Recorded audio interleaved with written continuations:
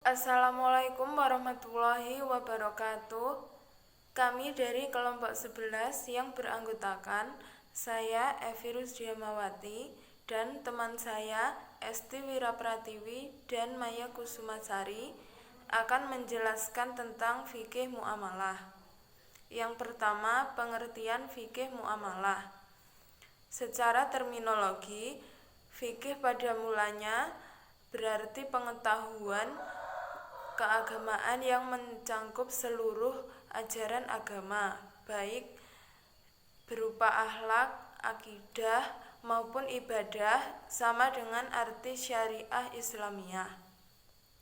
Sedangkan muamalah, menurut istilah, muamalah adalah tukar-menukar barang atau sesuatu yang memberi manfaat dengan cara yang telah ditentukan.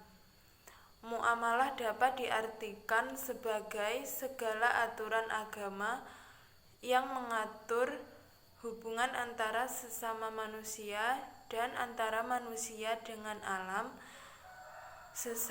sekitarnya tanpa memandang perbedaan. Di sini saya akan menjelaskan tentang pembagian dan macam-macam fikih muamalah. Pembagian fikih muamalah ada dua. Yang pertama adalah al-muamalah al-adabiyah, yang kedua adalah al-muamalah al-madiyah.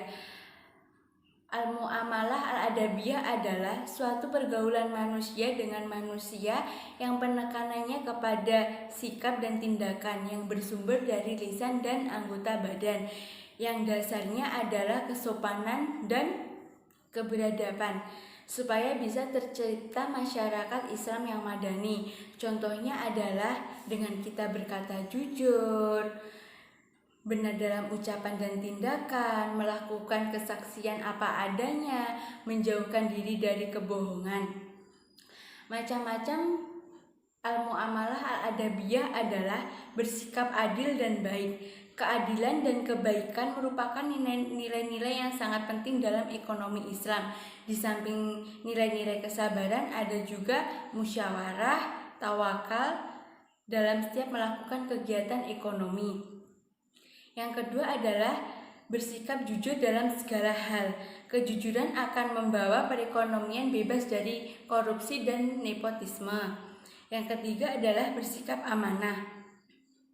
Jika semua perilaku ekonomi bersikap amanah, maka tidak akan ada lagi eksploitasi sumber daya ekonomi yang berlebihan. Yang keempat adalah menepati janji dan tidak pernah berkhianat. Dalam suatu transaksi bisnis, kalau kita sudah kontrak tersetuju, maka tidak boleh ada kata berkhianat atau tidak menepati janji. Yang terakhir adalah bermurah hati.